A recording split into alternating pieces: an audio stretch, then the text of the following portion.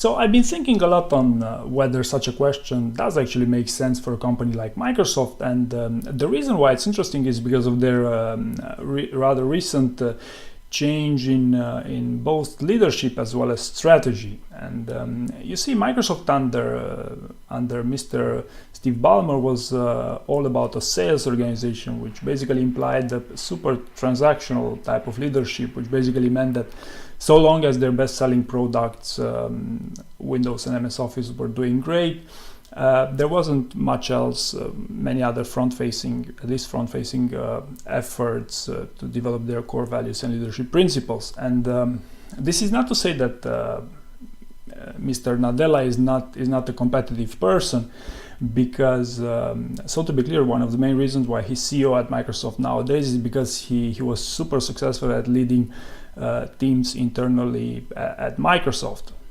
Now, what is different nowadays is, on one hand, in terms of public relations, Microsoft is making sure that they are taking a positive approach with the technical community. And what I mean here is that they are leveraging their hugely successful financial results to acquire various web properties, such as the largest code repository in the world, GitHub, and many other such initiatives. But the interesting part, the second part here, is Mr. Nadella's type of leadership, and he's a lot more transformational leader. And in fact, it's only with his leadership that I've heard of Microsoft's new three core values, which brings me back to my original question: what type of people is Microsoft looking for nowadays? And to quote from those values, they are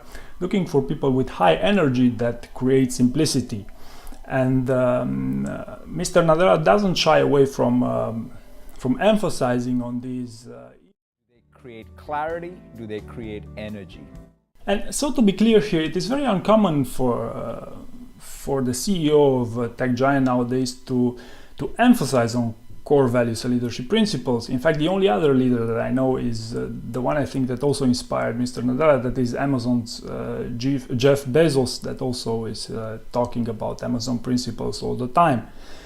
Now, how can you prepare for a potential interview given this information? And here I would suggest to maybe think of some stories that would emphasize on your ability to your high energy and your ability to create simplicity, and also to be sure that your behaviors will give this type of image to a potential recruiter, because that's what they're after, at least in the first stages.